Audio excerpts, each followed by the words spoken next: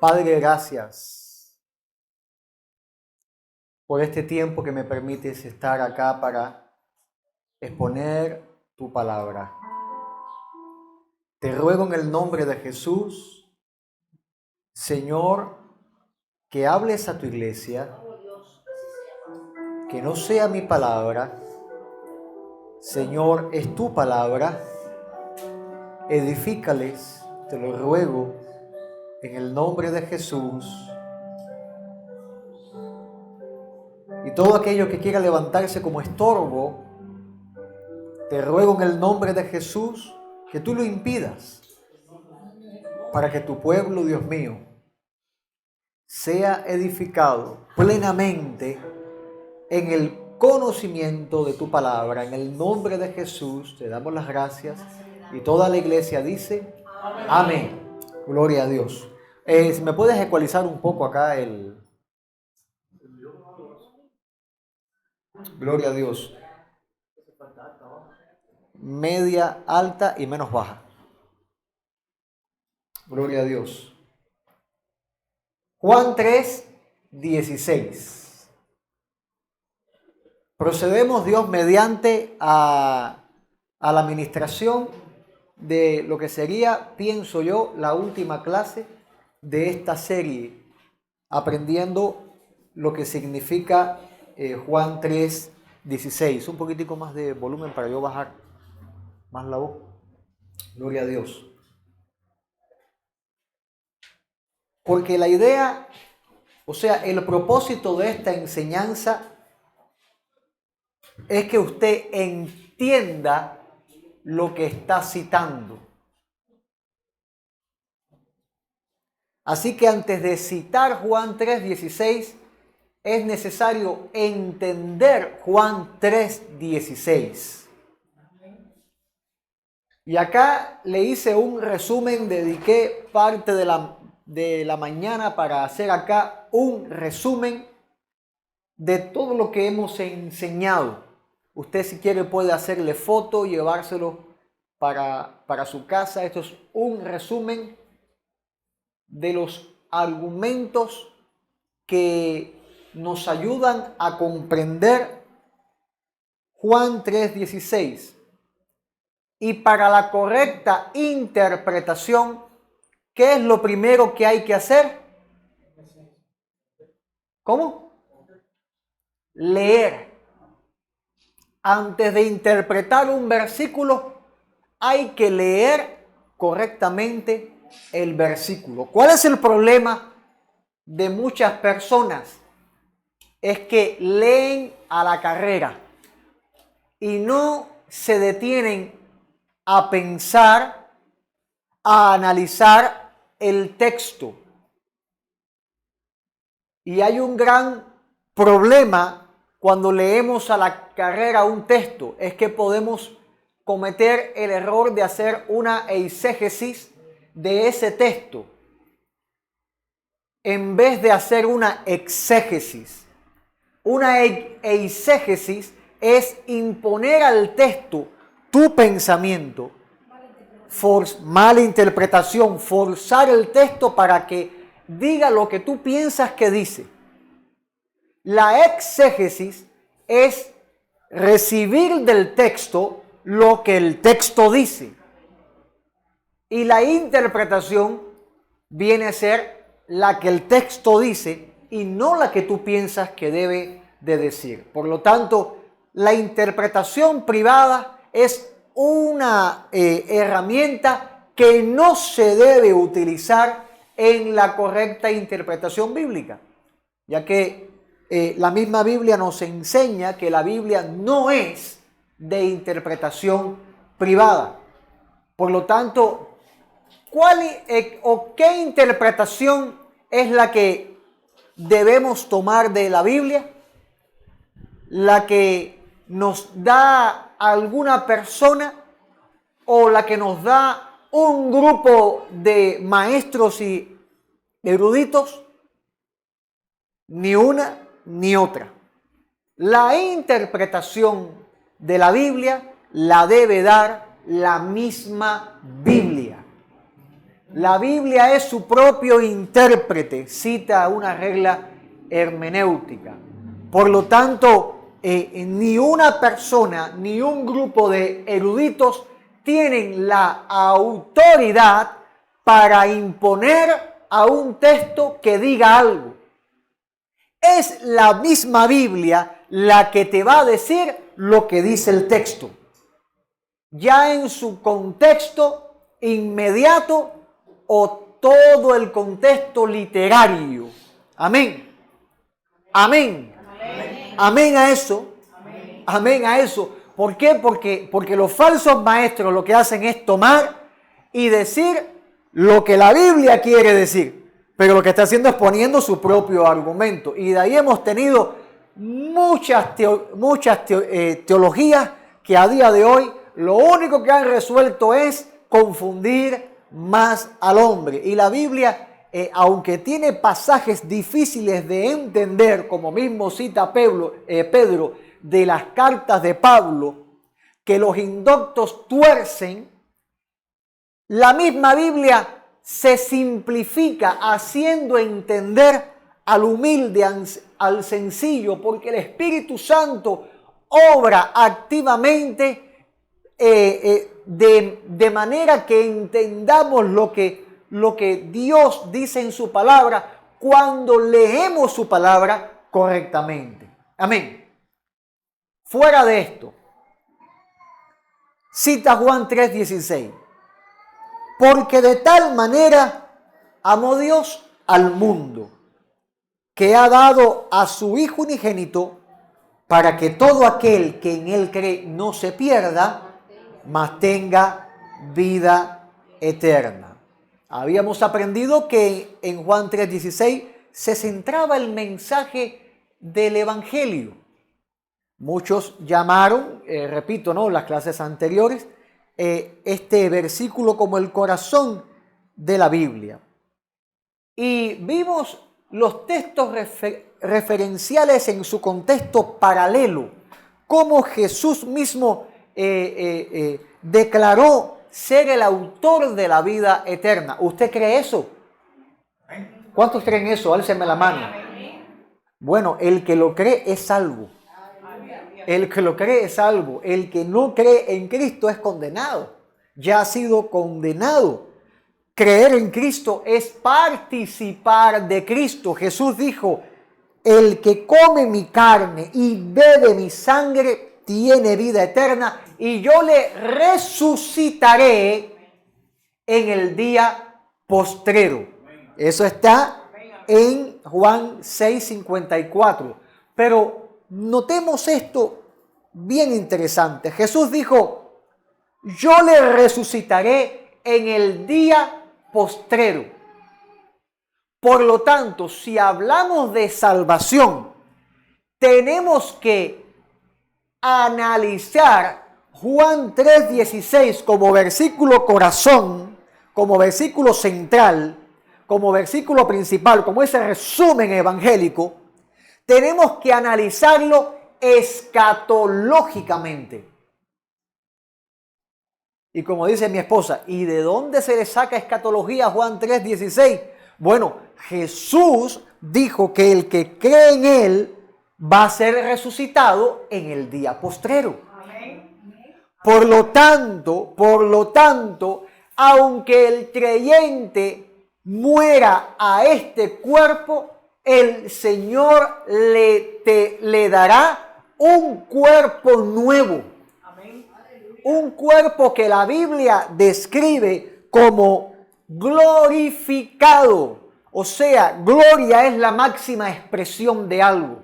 Cuando dice Dios se glorifica, es que Dios se está expresando en su máxima forma. Solamente Él es digno de gloria. Cuerpo glorificado es cuerpo en su máxima expresión. Como cita la Biblia, cuerpo que el pecado no puede tocar. Eso es máxima expresión, porque ahora tu cuerpo lo toca el pecado. Tu cuerpo, usted es tentado, usted se pone triste, usted se deprime, usted se molesta, usted discute, usted no entiende. Pero imagínate un cuerpo en el que Dios cree en ti, donde no haya hambre, donde no haya cansancio, donde no haya desnudez, donde no haya fatiga, donde no haya enojo, donde no hay... Lo que existe en ese cuerpo es gloria de Dios. Amén, aleluya. Bendito sea el Señor. Ni yo mismo, a la luz de lo que leo, puedo entender a máxima plenitud lo que va a suceder en ese cuerpo. Pablo lo describe con una frase tremenda. Entonces conoceremos como fuimos conocidos. Bendito sea el Señor. La máxima expresión, cómo Dios te conoció de antemano, cómo Dios te planificó algo que va a suceder en ese cuerpo, que vamos a tener ese conocimiento de Dios a un nivel inimaginable por el hombre. A un nivel que vamos a estar con Dios cara a cara y no vamos a morir. Bendito Dios Todopoderoso. Un cuerpo capaz de habitar en la nueva Jerusalén. O sea que cuando analizamos lo que es la escatología, nos damos cuenta que lo que la salvación comenzó aquí nos lleva hacia ese futuro. Lo que la salvación comenzó acá, lo que hemos comenzado cuando nacimos de nuevo, la salvación nos lleva a ese escatos, a ese futuro que Dios tiene preparado para los que le aman. Porque Jesús dice, a donde yo voy, vosotros también estéis. ¿Qué dice Jesús? Les voy a preparar lugar. Y si ese mensaje fue para su grupo de discípulos que luego iban a predicar el evangelio, entendemos por ende, por lógica, que la misma buena noticia que ellos recibieron también se traslada para todos aquellos que creen en Cristo. Así que si me quieres ayudar a predicar un poquitico, dile al que está a tu lado, tú tienes un lugar preparado en el cielo. Tú tienes un lugar preparado en el cielo. ¡Aleluya! Por lo tanto, nos conviene comer su carne y beber su sangre. Y es lo que hacemos con el sacramento de la Santa Cena. Amén. Simbólicamente estamos comiendo, partimos el pan como el cuerpo de Cristo fue partido. Bebemos el vino como la sangre de Cristo fue entregada, derramada, para que fuese limpiado nuestros pecados. Yo le doy gracias a mi Señor por eso. Por eso Jesús dice, y este mensaje a mí me alienta mucho y yo espero que a usted también le aliente. Jesús dice, yo soy la resurrección y la vida. O sea que el futuro está garantizado en Cristo. Nuestro futuro está garantizado en Cristo porque quien fallezca hoy, quien te va a levantar es Jesús. Quien te va a despertar es Jesús, el que cree en mí. Aunque esté muerto, vivirá. Y siempre miro para ese ladrón en la cruz que le dijo, apiádate de mí. Y el Señor le dijo, hoy estarás conmigo en el paraíso. Mostrando claramente que nuestra eternidad ya está segura en Cristo Jesús. ¿Quién nos separará del amor de Dios? Ni tribulación, ni angustia, ni persecución, o hambre, ni peligro, o espada, ni lo alto, ni lo profundo, ni ninguna otra cosa creada te va a separar del amor de Dios que es en Cristo Jesús. A su nombre sea la gloria. Aleluya. Gracias, Señor. Por eso Jesús vino a buscar lo que se había perdido. Y cuando vemos la palabra cosmos, porque de tal manera amó Dios al mundo, ¿qué se había perdido? Tenemos que ver lo que dice el texto, para no forzarle al texto nuestra idea, para no hacer eisegesis, sino hacer una exégesis. Vamos a ver la palabra cosmos, mundo, cosmos, que significa creación. La creación de Dios, eso es el cosmos, palabras que se usa hoy en día para hablar de la inmensidad del espacio, el cosmos. Todo lo que existe, todo lo creado, la Tierra pertenece al cosmos. Usted es parte del cosmos porque usted es un tripulante en esta nave espacial que se llama planeta Tierra, ¿verdad que sí? También las mariposas, los gusanitos, los pajaritos son habitantes del cosmos. No le voy a decir si hay vida en otro planeta, la Biblia no lo muestra, ni tampoco nadie ha ido allá. ¿Quién ha subido allá para ver si hay vida en otro planeta? Entonces esos son temas ya que para qué meternos ahí, ¿verdad? Pero si usted me dice, ¿hay vida fuera de la tierra? Yo respondería sí. Sí, porque hay ángeles y hay demonios que están en los aires. Así que sí hay vida más allá de la tierra. Y de hecho hay una ciudad llamada la Nueva Jerusalén. Una ciudad llamada la Nueva Jerusalén. Perdón.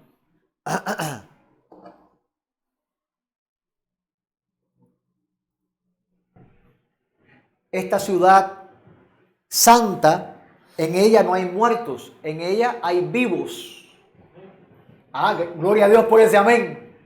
No sé que usted piense que la Nueva Jerusalén es un compendio de fantasmas. La Nueva Jerusalén es una ciudad de gente viva que está viviendo en la eternidad ya. Y allí es a donde tenemos la morada preparada. Cuando dice cosmos se refiere al planeta, a todo lo creado. La palabra cosmos es creación, adorno, o sea, lo hecho por Dios. Ahora, cuando vemos Juan 3:16, habíamos enseñado la semana pasada que la lógica del texto nos lanza a entender que se habla de ¿quiénes? De la humanidad. Amén. Aunque la palabra cosmos es de la creación, porque de tal manera amó Dios al cosmos, a toda la creación. Luego dice, entregó, ¿qué dice? A su Hijo unigénito, para que todo aquel, ya cuando dice para que todo aquel, ahí entonces la palabra cosmos cobra otro sentido. Porque no está hablando de animales. Los animales no pueden tener fe. O usted le ha dicho a su gatico, ten fe, yo te voy a dar alimento. No lo ha hecho, ¿verdad? Por supuesto que no. Por supuesto que no. Si alguien está sorprendido, alguien ha visto un pastor trasteando eso, no se preocupe que esto es músico, poeta y ecualizador. Ay, Señor. No, porque los que nos visitan dicen, ay, mira, parece un pastor terciario. Ay, estamos gozando. Claro que habla del hombre. Habla de la humanidad, porque los animales no les fue dada la capacidad para creer, ni Jesús vino a salvar a los animales. De hecho, vimos las tres posturas. La condicional, que es la postura que toman los arminianos, ¿verdad?, que habla de la humanidad, la salvación condicionada a todo aquel que cree. Vimos la postura universal, que es la que toman los romanistas, que ellos hablan en esta postura universal, toda la creación, y en eso hablan respecto a la salvación, una salvación sin límites. O sea que ellos dicen que todos son hijos de Dios. El más burdo pecador dice que es hijo de Dios, y la Biblia no dice eso. La Biblia dice que son hijos los que creen en Cristo. Y la postura limitada, que es la postura de los calvinistas, que habla también de Juan 3:16, cuando dice cosmos, es toda la creación, incluido animales, toda la creación. Y cuando hablan de salvación, hablan de una postura limitada a los que Dios ha escogido para que sean salvos. Son las tres escuelas, las tres posturas en cuanto a esto. Nosotros como iglesia creemos la postura condicional, porque el texto dice que es para todo aquel que cree. Ya para empezar a decir otras cosas al texto, habría que hacer malabares hermenéuticos para poder explicar entonces ese todo aquel que cree esa condicional, habría que hacer, como ya les dije, malabares hermenéuticos al texto para poder decir otra cosa que el texto no está diciendo. Yéndonos por la simple lógica, mirando al texto, nos está diciendo que la salvación está condicionada para la humanidad por medio de la fe. Amén. ¿Alguna duda?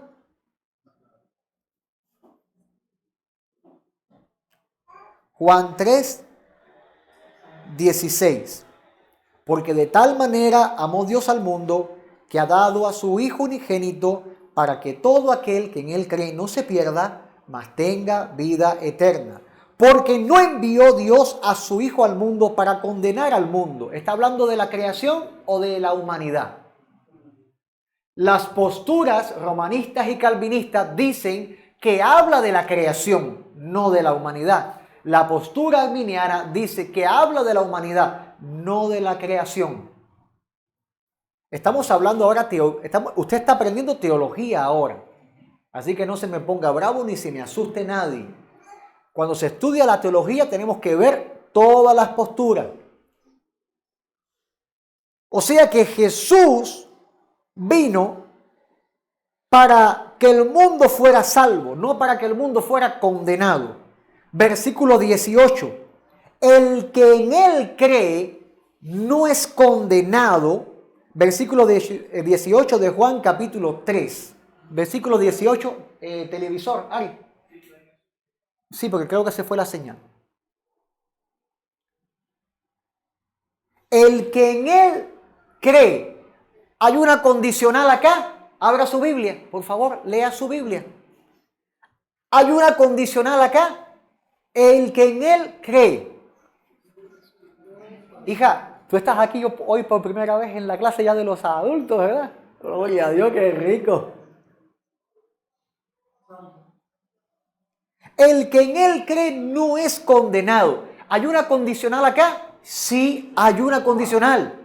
O sea que el versículo 18 ya nos está descartando la postura universal ilimitada. La está descartando. ¿Por qué? Porque dice, el que en él cree. No está hablando los que fueron seleccionados para creer. Está hablando el que en él cree. Habla de una salvación abierta para todo aquel que cree. O sea, el mismo versículo 16 explica el versículo 18. El que en él cree no es condenado, pero el que no cree ya ha sido condenado porque no ha creído en el nombre del unigénito Hijo de Dios. Y esta es la condenación, que la luz vino al mundo en referencia a Jesús y su obra de salvación. Dios es luz. Y los hombres amaron más las tinieblas, metafórico en referencia al pecado, a la condición caída. Los hombres amaron más esa condición caída. Por eso cuando en la iglesia hacemos un llamado a que las personas se arrepientan y crean en el Señor Jesucristo, hay personas que cuando se reconocen pecadores y necesitan un Salvador, esas personas reciben a Jesús, alzan su mano, pasan, vencen la pena, porque dicen, mi condición está mal. Pero cuando no lo reconocen, están amando las tinieblas, no quieren escuchar la voz del Espíritu de Dios, que está llamándoles a arrepentimiento. Porque saben, y así me lo han dicho algunos, que si dan el paso, tienen que dejar de hacer las cosas que les gustan hacer. Y es tremendo eso, porque esas personas ya han sido condenadas. La pregunta es, ¿cuál es la condenación? La respuesta está en el mismo versículo 19. Esta es la condenación, que la luz vino al mundo y los hombres amaron más las tinieblas que a la luz, porque sus obras eran malas. Lo malo de este asunto es que cuando Dios en su gloria y en su justicia les condene al infierno, ahí es cuando van a desear creer y ya va a ser demasiado tarde, porque Dios habrá ejecutado su santa y justa justicia.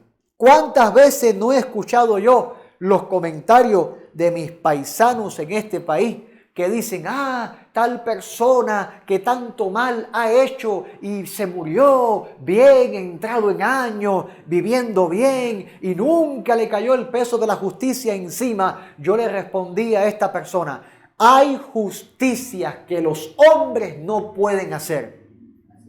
Hay justicias que solamente Dios la puede hacer. ¿Quién puede en la humanidad juzgar a Hitler por todos sus actos genocidas? ¿Quién en la humanidad puede juzgar a cuánto hombre que ha hecho tanto mal? No, se requiere una justicia divina.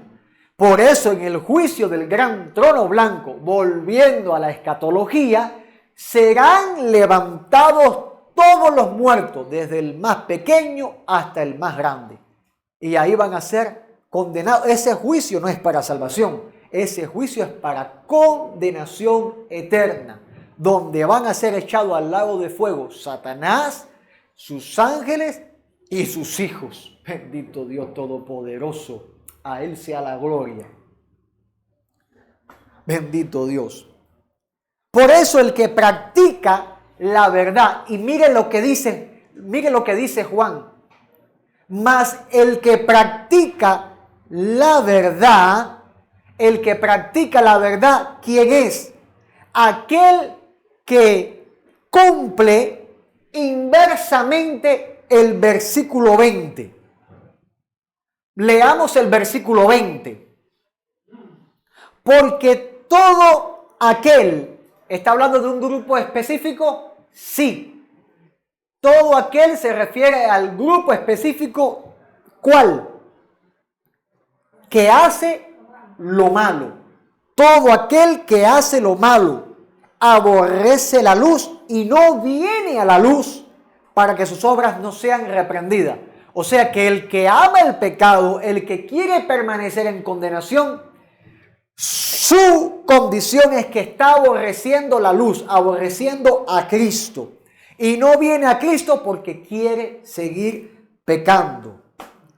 Pero el que practica la verdad, o sea, el que practica, fíjate que usa la palabra practicar. O sea que la vida cristiana es una onda de práctica. Usted no sabía orar antes de venir a Cristo.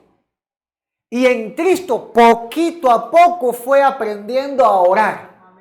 Poquito a poco se fue aprendiendo las canciones de la iglesia. Poquito a poco fue dándose cuenta que su manera de vestir debía ser diferente. Poquito a poco su manera de pensar le fue transformada. Porque Dios no hace fuerzas.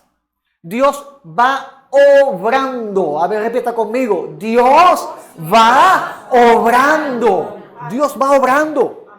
Esa es la obra. Es lo que se llama la santificación. Y el martes vamos a estar hablando en el campamento de la santificación, en el campamento de jóvenes.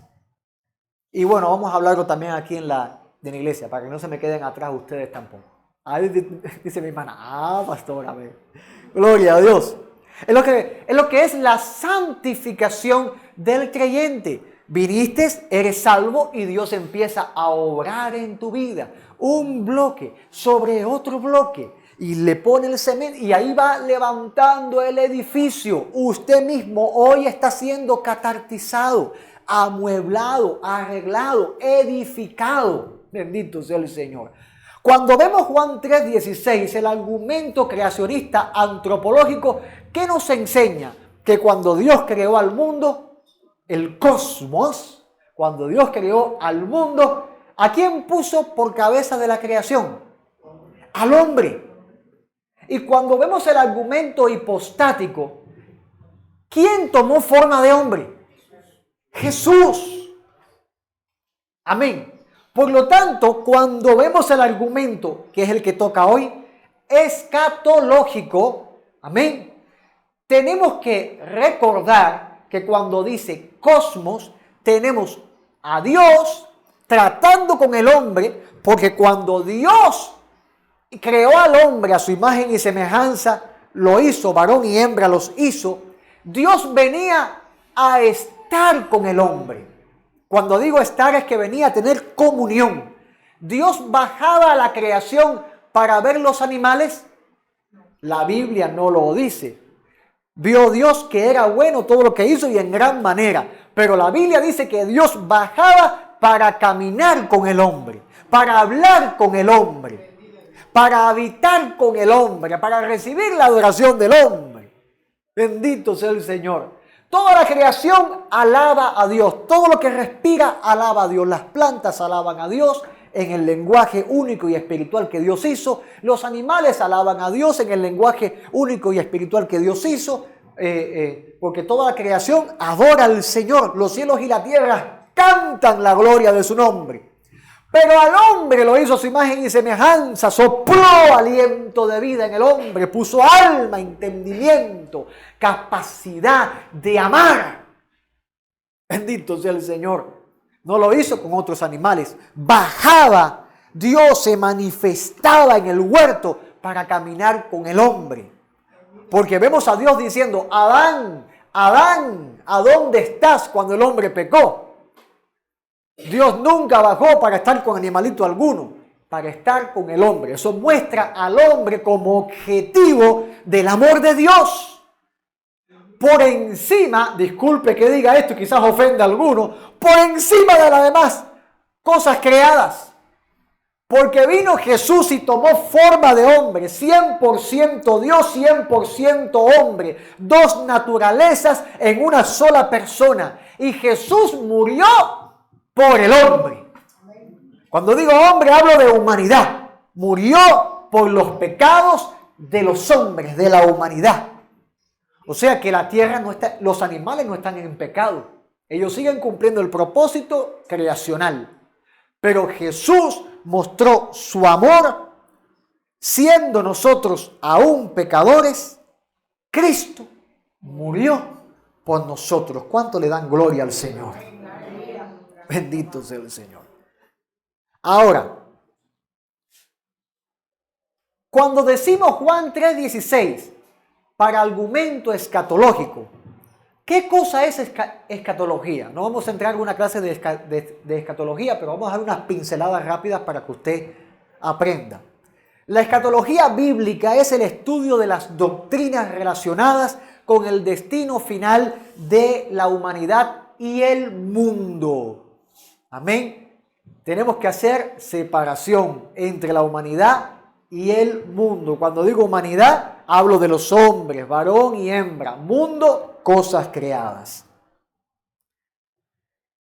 La Biblia describe y se centra en eventos como la muerte, el juicio, el cielo, el infierno y el regreso de Cristo, la resurrección, el cielo nuevo y la tierra nueva. Cuando leemos eso en la palabra y estudiamos eso, estamos estudiando escatología. La palabra escatología es la palabra escatos, que es la unión entre escatos y logos. Escatología, escatos y logos, que es el estudio de los últimos tiempos. Cuando decimos escatología, estamos estudiando los últimos tiempos. ¿Qué contiene la escatología? Ya les había dicho, pero vamos a hacer un resumen otra vez. Abarca temas como la muerte individual. Cuando decimos escatología, estamos diciendo tu destino eterno. La escatología estudia tu destino eterno. ¿Para dónde usted va? ¿Hello? Hábleme con seguridad. ¿Para dónde usted va? Si ahora mismo usted muere, ¿para dónde va? Se va con Cristo. Se va con Cristo. Si ahora mismo morimos, nos vamos con el Señor Jesucristo. Si ahora mismo viene el Señor, ¿con quién te vas? Bendito. El cristiano tiene que tener esa seguridad en el Espíritu Santo. Esa convicción en el Espíritu Santo. Si usted está en la posición que dice, bueno, yo no sé si ahora mismo yo me muera, me voy con el Señor, tiene que arreglar su vida con Dios ya. Porque hay que estar preparados. Aún el mal administrador, ese mal administrador, el Señor dijo que el siervo malo que se puso arregló la cosa, el Señor le llamó un buen siervo. O sea que su vida tiene que estar preparada. Arregle su vida con Dios. El día y la hora nadie lo sabe. Y tenemos que vivir como si el Señor viniera ahora mismo. Esperarlo como si fuera que viniera ahora mismo. Y trabajemos como ¿qué? Como si se tardara. O sea, hagamos planes a futuro, pero esperémoslos como si fuera ahora. Eso es esperanza de gloria. Eso es la esperanza de gloria del creyente. Esperamos que Cristo venga. Bendito sea el Señor. La escatología abarca, como les dije, la muerte individual. La salvación sigue siendo ¿cómo? Personal. El juicio final, que ya les describí. El destino del alma después de la muerte. La resurrección de los muertos. La parusía. ¿Qué cosa es la parusía? El regreso de Jesucristo. Lo que todo ojo le verá. Esa será la parusía. El milenio. En el milenio tenemos algunas interpretaciones o escuelas de pensamiento teológico respecto a esto. Las escuelas, ¿cuáles son? La preterista, aquí yo se los puse, la preterista, la historicista, la futurista y la idealista. Un día en una clase teológica sería bueno hasta profundizar lo que es cada escuela, pero no vamos a perder tiempo ahora en cada una de estas escuelas. La escatología contempla la creación de un cielo nuevo y una tierra nueva. O sea, hasta ahí llega Apocalipsis, hasta esa nueva creación. Y el capítulo final, ¿cómo dice? He aquí, yo vengo pronto y mi galardón conmigo. Y luego dice, el Espíritu y la Iglesia dicen, ven, ven Señor Jesús. ¿Por qué es importante saber escatología? Sobre todo con Juan 3:16. La escatología no es solamente un estudio académico, sino que tiene implicaciones prácticas, amados, para la vida cristiana, incluyendo la esperanza, la perseverancia, la motivación para vivir una vida conforme a la voluntad de Dios. En el estudio de la escatología, ¿para qué esforzarnos en vivir para Dios? Tenemos que conocer el destino. No te preocuparías de tu destino si no lo conociese, pero ya lo tienes claro. Amén. Hacia dónde va el alma que es salvo y hacia dónde se va el alma que se pierde. Ese destino da temor. Y mucho miedo me da un testimonio que escuché de una persona que dijo, en nuestra iglesia no se predica del infierno porque eso ofende a las personas.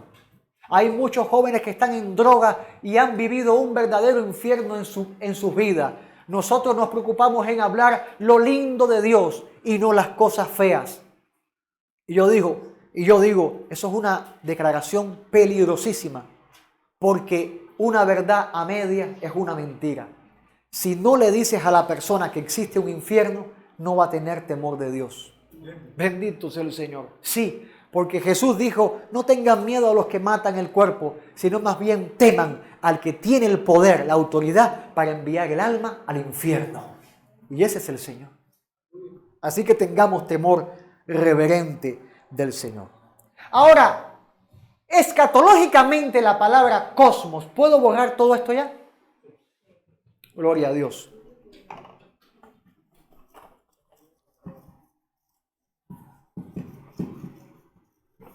¿Qué trabajo uno pasa haciendo esto y lo fácil que se va?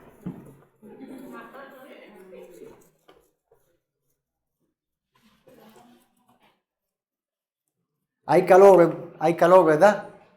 Hay que seguir orando para climatizar la iglesia, amado. Solamente Dios puede hacer el milagro. Cuando decimos Juan 3:16 y vemos la palabra cosmos como creación, yo diría, bueno, si de tal manera amó Dios al cosmos, al mundo, y digo que cuando dice mundo se refiere a la creación tendría que ver entonces escatológicamente Juan 3:16, pero mirando hacia la palabra cosmos. ¿Qué va a suceder con la creación? La escatología, ¿qué cosa es? El estudio del fin. Bueno, ¿qué va a suceder con la creación? Vamos a ver bíblicamente si la palabra cosmos en Juan 3:16 se refiere a creación o humanidad. De tal manera amó Dios al mundo, que dio su Hijo unigénito para que todo aquel que cree no se pierda, mas tenga vida eterna. Si decimos que ese amor de Dios es por la creación completa, ¿qué sucede con la creación? Veamos Segunda de Pedro capítulo 3, versículo 10.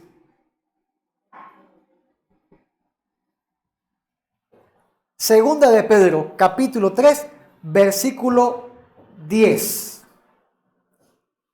Y acá el apóstol Pedro empieza a describir escatológicamente, escatos, lo que va a suceder con la creación y con el hombre. Porque tenemos que ver humanidad y creación.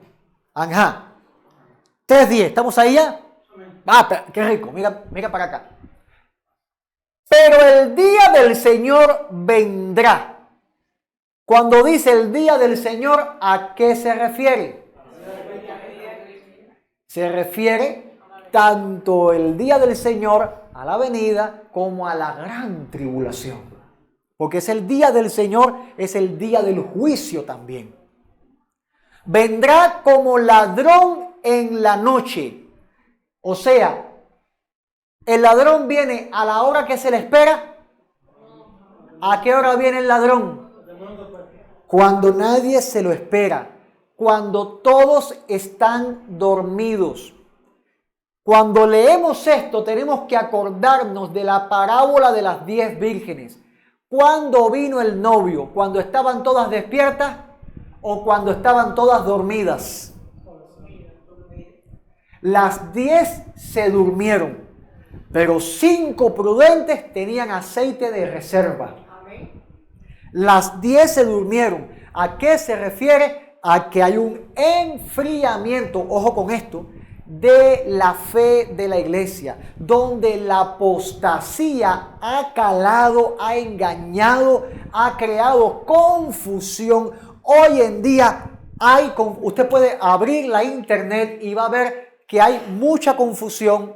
Y cuando digo confusión es enfrentamientos, cristianos enfrentándose unos a otros, burlándose unos de los otros, que se levantan y dicen, no, porque este es calvinista y chaca, y empiezan a hablar con eso. Es morbo, para hacer vistas, hacer que la gente entre en esos videos. Y empiezan a hablar en contra. Y los calvinistas se levantan y hablan contra los arminianos. Y los arminianos se levantan. Y es una guerra. Que si Cristo viene, que si hay arrebatamiento, que si no hay arrebatamiento, que si la salvación es limitada, que si es completa. Y es una guerra. Que si que si el otro.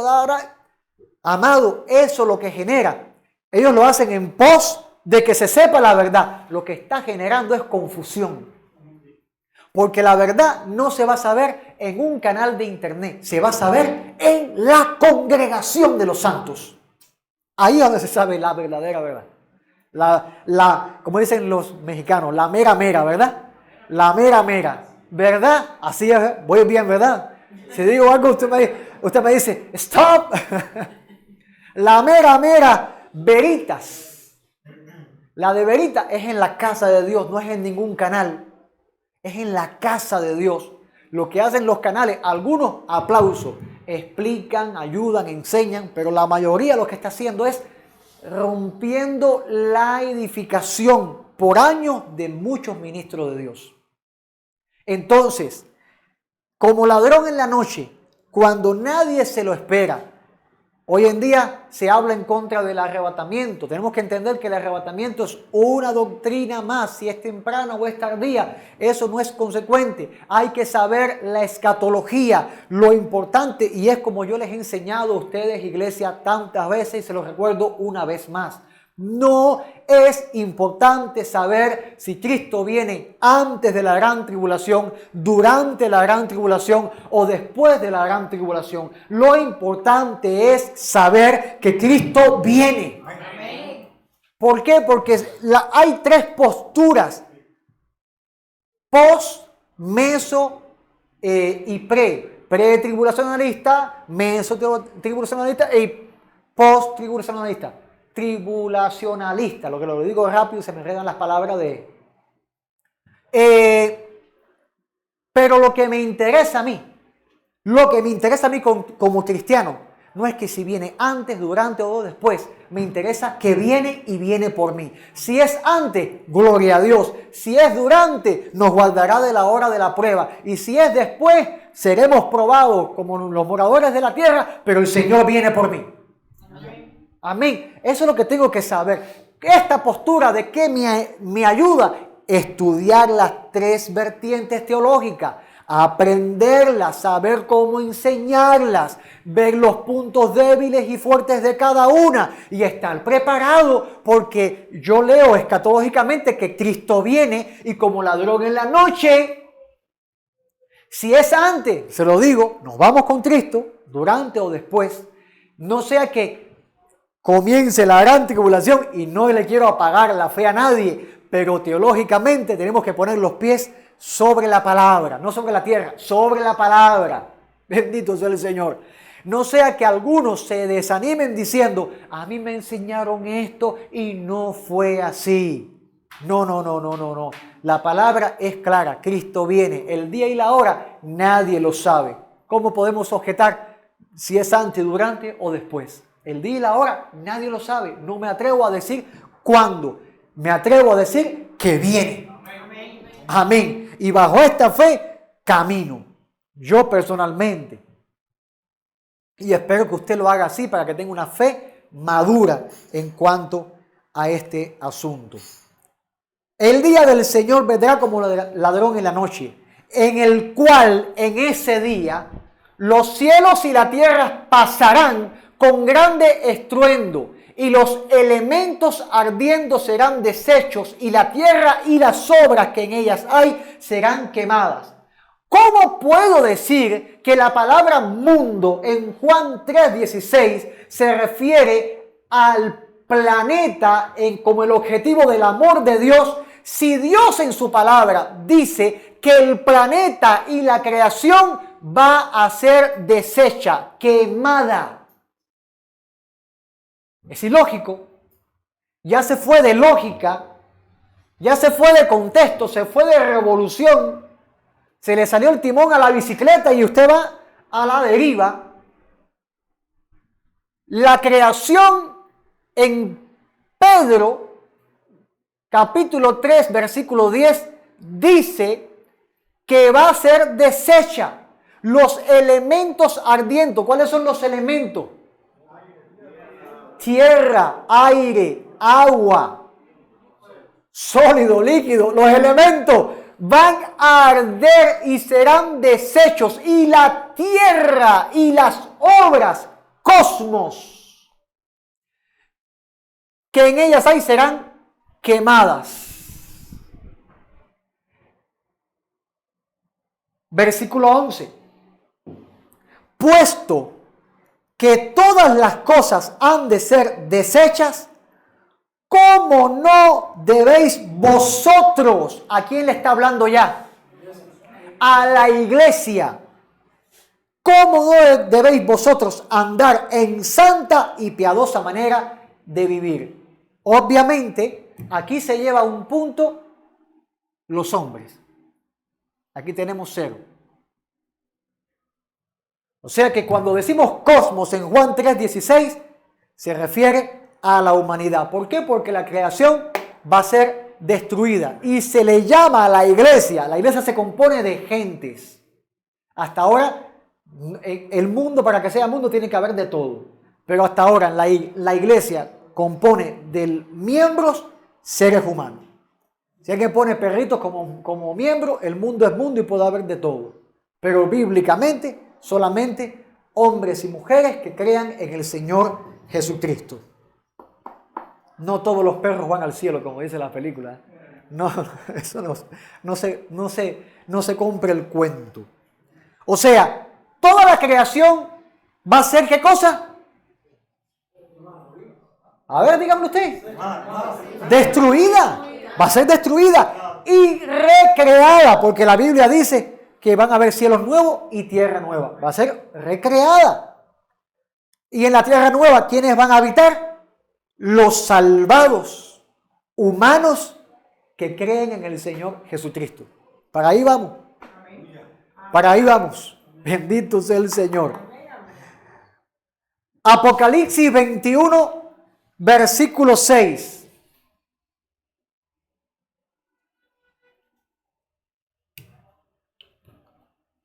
Apocalipsis capítulo 21, 6.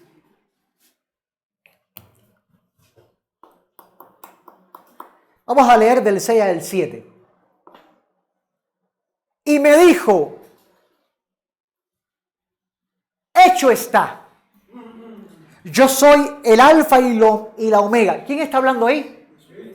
Jesucristo. Y cuando Jesucristo dice, yo soy el alfa y la omega, ¿qué está testificando de él mismo?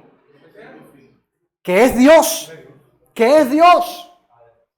Jesucristo está testificando de él mismo que es Dios, el principio y el fin. Bendito sea el Señor. Si alguno tuviere sed, yo le daré gratuitamente de la fuente del agua de vida. Esta parte, ¿a qué le recuerda a usted? A la samaritana, una mujer que le fue dicho, si supieras quién es el que te dice, dame de beber, tú le pedirías. ¿Y qué dice luego? Le daría agua viva y no tendría, ¿qué cosa? Sed jamás. O sea que aquí está Jesús testificando de él mismo. Si alguien tiene dudas de que Jesús es Dios, búscame un versículo bíblico. Aquí lo tienes, aquí lo tienes. Yo le daré gratuitamente de la fuente del agua viva. Y me gusta la palabra gratuitamente, porque me recuerda ese versículo en Isaías, venga y compre sin dinero. Aleluya, sin ese precio. Venga y compre, sáciate del Señor. Aleluya. Si alguno tiene sed, venga a mí y beba, dice el Señor. Y nosotros que hemos bebido, se nos dio esa agua gratuitamente. A usted no se le ha cobrado nada por ser salvo. ¿Cuántas religiones falsas andan cobrando dinero y diciendo que para que usted sea prosperado, bendecido, hijo de Dios, santificado, sanado, tiene que pagarlo? Amado, esto es gratuito y si de gracia recibimos, demos de gracia. Aleluya, porque Dios ama al dador alegre. Pero dice, y viene la condicional, el que venciere. Volvemos entonces a ver la carta a las 7 iglesias. ¿Quién habla a las 7 iglesias? Jesús. Y a las 7 iglesias se les dice, al que venciere. Y se le dará ese premio, esa corona.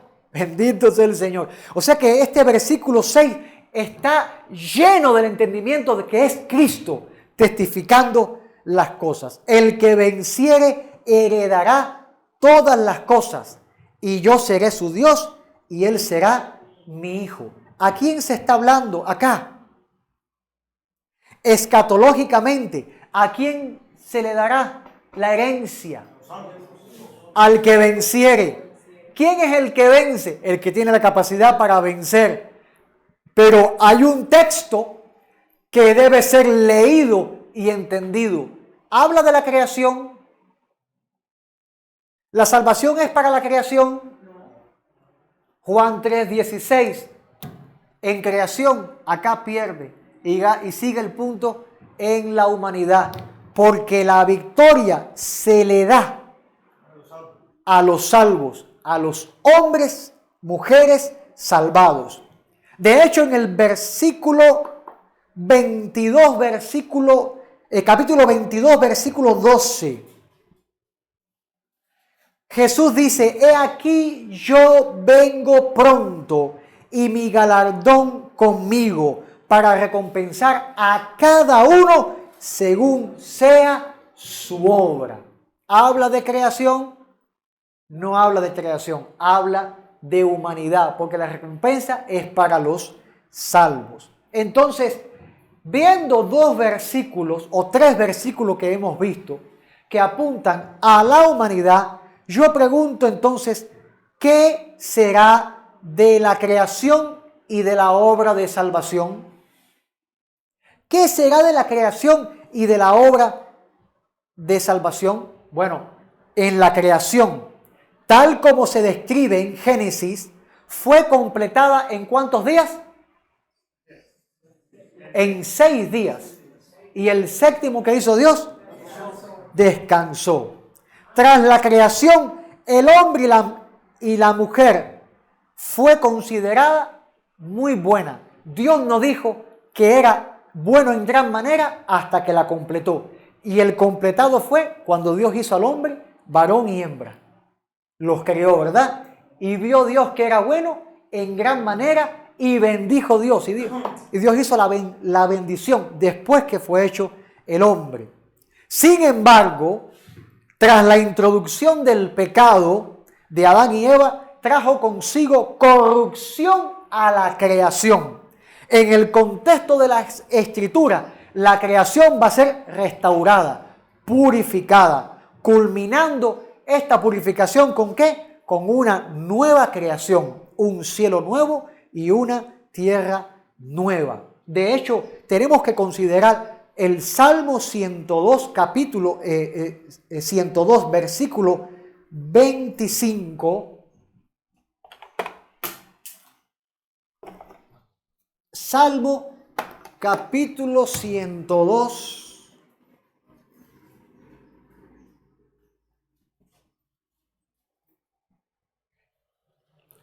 ¿Usted está aburrido ya o está aprendiendo? Yo quiero que usted aprenda Biblia. Acuérdese que esto no es para entretenimiento, esto es para conocer a Dios. Dice la palabra, desde el principio tú fundaste la tierra. ¿De quién hablan? De Dios, el fundador, el dueño, el creador. Desde el principio tú fundaste la tierra y los cielos son obras de tus manos. Ellos, ¿qué dice la palabra? Ellos, ¿qué va a pasar con los cielos y la tierra? ¿Qué cosa es perecer? Morir. Mas tú permanecerás. Y todos ellos como una vestidura se envejecerán, como un vestido los mudarás y serán mudados. ¿Qué está pasando con la creación ahora mismo? Está contaminada, se está destruyendo, los animales están en extinción, plagas, deforestaciones, hay un estado de muerte que la tierra está pasando. Los políticos están gritando y dicen el cambio climático y una parte dice no hay cambio climático, hay una guerra. Lo cierto es que la creación está gimiendo por la manifestación gloriosa de los hijos de Dios. ¿Por qué? Ese versículo, ¿por qué dice eso? Porque cuando Dios haga la obra, nosotros seremos transformados en el aire y la creación va a ser renovada. Amén. Bendito sea el Señor. Ellos van a ser mudados. Habla de la nueva creación. Segunda de Tesalonicenses capítulo 1. Se lleva el punto a la humanidad. Segunda de Tesalonicenses capítulo 1, versículos 6 al 8.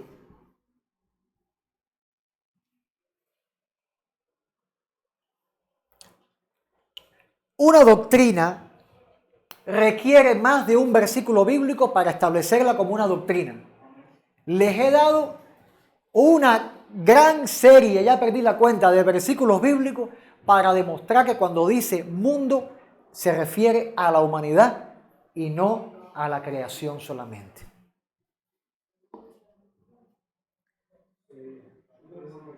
Versículo 6. Porque es justo delante de Dios pagar con tribulación a los que os atribulan. ¿Qué está diciendo este versículo? Que Dios va a pagar con tribulación a los que atribulan. ¿A quiénes? A su pueblo, a su iglesia. Le escribe a la iglesia de Tesalónica, que estaban siendo perseguidos. Y que dice Pablo, Dios va a pagar con tribulación a los que le están causando tribulaciones. Ese vecino tuyo que no se arrepiente, el pago ya viene para él. ¿Cuál es? Gran tribulación. Esa persona que te persigue, que te hace mal, que te hace daño, no estamos deseando ningún mal para esas personas, pero si no se arrepienten, el pago de ellos va a ser tribulación. Porque Dios va a pagar con tribulación a los que atribulan a su iglesia. Bendito sea el Señor. Gloria a Dios. Ahora, este versículo, hago un paréntesis, es usado por una postura teológica para decir que la iglesia va a pasar por la gran tribulación. Amén. Pero a la luz de la palabra, yo veo acá otra cosa, pero bueno, no es el momento ahora para meternos en esta balacera, sino seguir en el hilo conductor, pero un asterisquito ahí con un paréntesis. Santo Dios. Con un ojo bien grande. Un ojo bien grande. Porque es justo delante de Dios pagar con tribulación a los que os atribulan. Y a vosotros que sois atribulados, daros reposo con nosotros. A ver, ¿por qué yo digo un paréntesis? Y yo discrepo con esto, porque le está escribiendo a una iglesia en ese momento que estaba siendo perseguida, atribulada. Y es una promesa de descanso para esta iglesia, que van a saber que la justicia de Dios va a ser sobre esos opresores. Amén. Por eso otros lo usan para aplicar lo que es la venida de Cristo, del arrebatamiento, para decir sus posturas, pero yo veo algo bien diferente acá contextualmente. Esa parte de la gente, muchos tienen por ejemplo que si la iglesia pasa o no pasa. El reino viene Cristo con su pueblo, viene con esa postura, cita que suben y luego bajan. Por eso, bueno, hay que estudiar todas las vertientes. El cristiano tiene que estar preparado y estudiar todas las vertientes. ¿Por cuál me defino yo? Personalmente, yo creo que nos vamos con Cristo. Amén. Antes de la gran tribulación, yo lo creo así. Amén. Pero como maestro, no puedo cerrar los ojos y tapar que no existe lo de... No, mi deber es prepararlo a usted.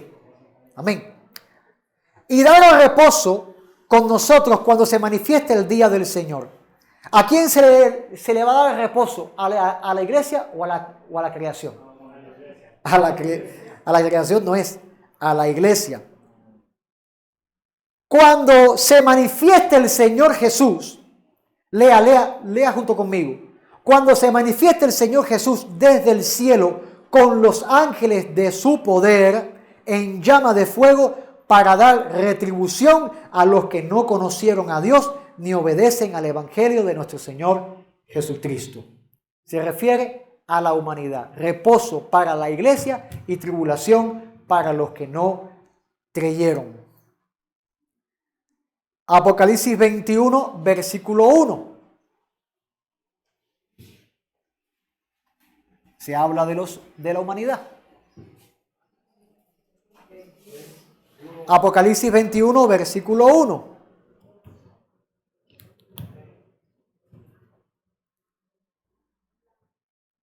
Vi un cielo nuevo y una tierra nueva, porque el primer cielo y la primera tierra pasaron y el mar ya no existía más. ¿Qué tal? ¿Qué pasa con la creación? Y dice que el mar ya no va a existir. Va a ser impactante ver una tierra sin mar. O sea, lo que leo acá. No va a hacer falta, ¿verdad? El mar ya no existía más. O sea que la primera creación pasó. Esta que estamos acá pasará. Si Juan 3:16 dice, porque de tal manera amó Dios a la creación, ¿por qué Dios, ese Dios de amor, va a erradicar lo que tanto ama que entregó a su Hijo? No puede hablar de la creación, habla de la humanidad. Y la nueva creación es para los salvos. Por lo tanto, cuando vemos y hablamos de salvación, y ya voy a estar terminando ya porque tampoco quiero estar abusando con usted y el tiempo, que me han dado fama de predicador largo, y yo no predico largo, yo predico cortico. Cortito. Si usted ve a mi pastor, eso sí era predicar largo. La salvación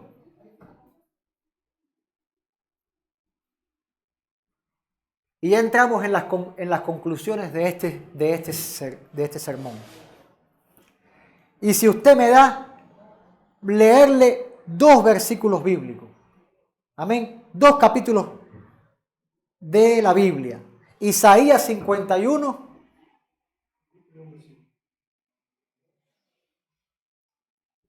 versículo 6 y Apocalipsis 21,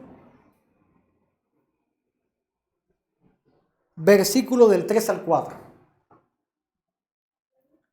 Si usted se ha dado cuenta, he hecho mucho hincapié en Apocalipsis capítulo 21, porque estamos estudiando escatología en referencia a Juan 3:16. Cuando leemos estas porciones de la palabra, reconocemos que la salvación es una obra que va a permanecer en el estado de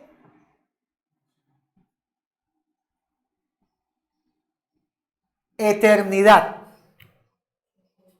La salvación es una obra, escuche, es una obra, es algo que el Señor hizo, que va a permanecer en estado de eternidad. O sea que cuando vengan los cielos nuevos y tierra nueva, no es que usted va a empezar otra vez a vivir una vida humana creyendo en el Señor y si no cree se pierde. No, va a ser en un estado de gloria eterna. Versículo 6 de Isaías 51 dice, según la Reina Valera de 1960, voy a estar citando esta versión: alzad a los cielos vuestros ojos y mirad abajo a la tierra, porque los cielos serán deshechos como humo y la tierra se envejecerá como ropa de vestir. Y de la misma manera perecerán sus moradores, pero mi salvación será para siempre y mi justicia no perecerá. O sea que la eternidad que usted ha recibido desde ahora por la fe en Cristo va a perdurar para siempre. Va usted a ver pasar esta creación. Va a ver usted el renacimiento de la nueva creación y va a vivir junto al Señor para siempre. Amén. Gloria a Dios. Apocalipsis 21 del 3 al 4. Y oí una gran voz del cielo que decía: he aquí el tabernáculo de Dios con los hombres. ¿A qué habla esto? Morada eterna, el propósito de Dios. Y Él morará con ellos. ¿Quién va a morar con nosotros? Dios. Dios. No es que Dios va a estar lejos y usted, mire para acá, no es que Dios va a estar en el trono por allá y usted aquí lejos. No. Volvemos al propósito de la creación y Dios venía a estar con Adán. Volvemos al propósito original. Cristo restauró el propósito original de Dios. Comunión de Dios, haciendo tabernáculo. Dios no hacía tabernáculo con Adán. Con tabernáculo empezó cuando le dijo a Moisés: hazlo conforme al diseño que yo te he mostrado. Y eso apuntaba a Cristo. habla de una morada eterna junto a Dios en todo lo que Él hará nuevamente. Y Dios dice que morará con nosotros y nosotros seremos su pueblo. Y Dios mismo estará con ellos como su Dios. Enjugará Dios toda lágrima de los ojos de ellos y ya no habrá muerte, ni habrá llanto, ni clamor, ni dolor, porque las primeras cosas pasaron. Me toca decir acá que los sufrimientos y las preocupaciones que usted tiene, aún por su familia más querida, eso va a pasar. Eso va a pasar, porque esa lágrima va a ser enjugada, va a ser quitada. Por eso yo hago énfasis, la salvación es personal, corra por su vida. Porque en ese momento ya no habrá preocupación de que si fulano o mengano. Va a haber un pensamiento santo, limpio, sin dolor ni clamor.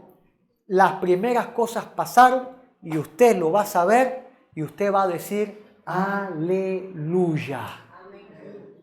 Podemos concluir entonces, después de esta exposición, ¿de cuántas clases? 3 clases, ¿verdad? ¿O 2 clases? ¿Cuántas hemos ido? 2 clases de la iglesia y una tercera que va a salir en el canal. En el canal va a salir una tercera clase y usted la va a poder ver también y disfrutar. Podemos concluir después de esta exposición que cuando Juan 3:16 dice mundo, esa palabra hace referencia directa a la humanidad en su plenitud. Dios te bendiga mucho, es mi deseo.